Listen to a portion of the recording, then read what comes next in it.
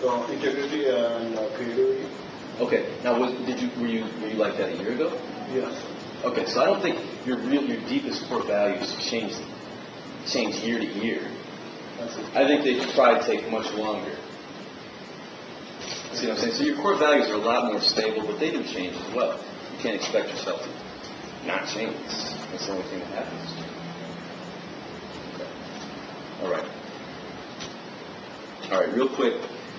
Ego versus mind. I'm not a neurosurgeon. I only have a bachelor's in psychology. I don't pretend like I know everything about the mind or whatever. But a model or a concept that's worked for me is that the mind is a tool for survival. It represents reality, so that you can make plans, you can hunt, you can cook, you can do all these things, right? We don't have these survival needs anymore, so we have a lot of excess mental energy. Our brain, I think, uses up the most energy out of any kind of system in our body. Right? So we have all this energy going up to our brain, fueling our mind, but we don't have shit to do with it, except we'll play Ghost Recon or whatever. You know? And so, given that, the ego is just a part of the mind. The ego, I think, is just a social strategy, like a software program. And it's getting way too much fuel. It's going overboard. It's got too much gas for its own good. Okay? It's hard to discern the ego from the mind because the ego is like a software program that's in every other software program. It affects every thought you have. It's in there. And you can discern which part of that thought is ego and which part of it is useful, practical, constructive, aligned with, what you're going for. And usually always it's the part that says, that first of all, presupposes that things aren't okay as they are. And then says, I need more, I need to get this, or I need to control this. Okay, that's the ego aspect of that. The ego is not a bad thing. It's useful. You use it at work to get along with your boss and things like that, so they can like you, so you get a raise and all that stuff. The problem with the ego, though, is that it only has one command: just get more, achieve, control, right? It doesn't have an off switch. It doesn't have a second command that says, okay, we got enough now, we can chill. It doesn't have that. It just has one command: get, right?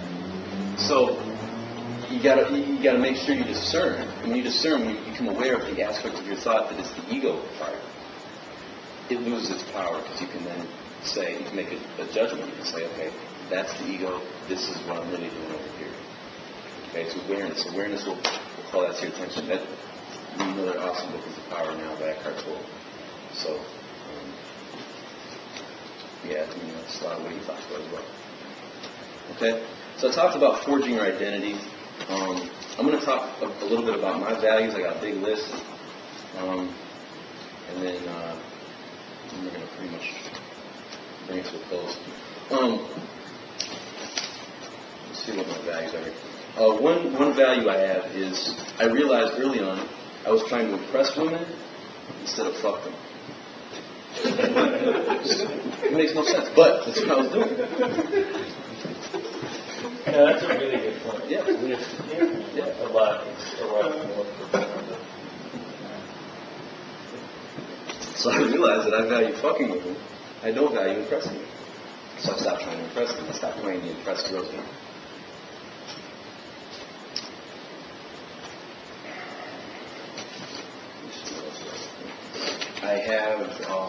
I value fun, passionate sex. I don't value fast sex. That's something you're not going to hear a lot in the community, especially, our company, we teach fast escalation, but I don't teach going fast. I teach don't miss opportunities. Sometimes it'll take a couple dates or 20 minutes. As long as you don't miss opportunities, it'll happen at the right time when it feels good for her and it feels good for you and you're both turned on. So, I don't value fast sex, but I have it a lot. But I don't value it. I instead value feeling comfortable with someone. Feeling like I can tell them anything and having them feel the same way. That's what I value. Sex happens pretty fast when I stay focused.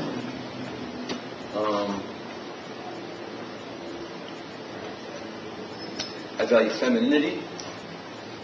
I don't value makeup or fancy hair. I'm not blinded by hands and heels. I call it heels stupidly.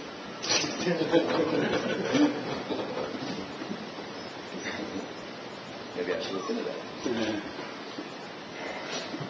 I value giving pleasure to women. I value my dick.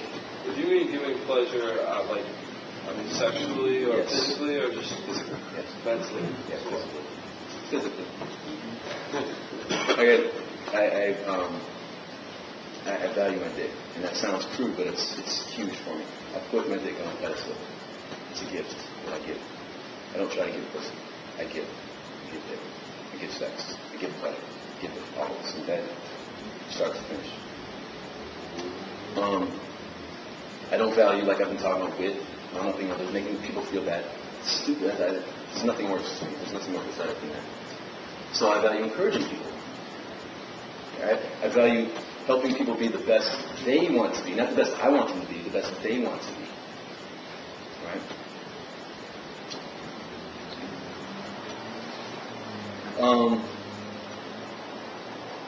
I know a lot of people who value money. I don't value money. I value doing my best. Money comes with that. Okay? Sometimes it doesn't go, and that's okay too. I value my friends, but I value myself first. But sometimes it's hard to tell what that means. Maybe my buddy wants to go out and drink, but I have work to do, so I put myself first. But, maybe my buddy is a little short on cash when we go to a restaurant. I value being generous and helping my friends. So instead of being like, chewing them out or making them feel bad and telling them never do that again, instead I just cover it. Okay? So I'm always discerning. What is important to me right now? What is important to me right now? And I'm pretty clear on that because I review it. I go over it in my, my free time. I think about what am I doing? What is Brian up to? All right. The concept of alien games that people are playing that aren't yours, I call them alien games. It's just kind of an easy way to just be like, that's an alien game, it's not me. All right, what am I doing? That has really drastically reduced my approval seeking. Because I never step on a field, like a sports field, that is not playing a sport that I want to play. Okay? I like soccer. I don't really like football. So when I go on a football field, or I'm trying to play, pick up football or whatever, last time I did that, I got a huge golf ball knotted up for it, And I wasn't enjoying myself, and I was like, I'm never doing it again. And I wasn't having fun. But when I get on a soccer field, I'm the shit, right? I love it. The games you want to play, you're usually going to be pretty good at them. Even right off the bat.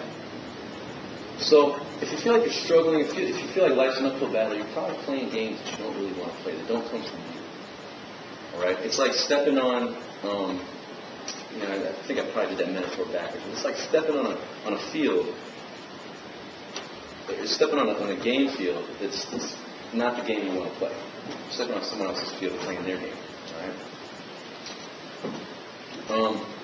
Having said This is all in terms of values and frame games, right? Values. Yeah. Frame games is a piece of values, yeah. Yeah. What you value, what games you want to play, yeah. Okay.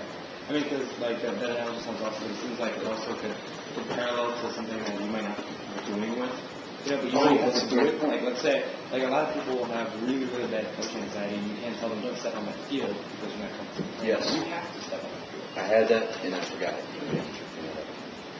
There's a difference between wanting to do something but being afraid to do it, and not wanting to do something and just avoiding it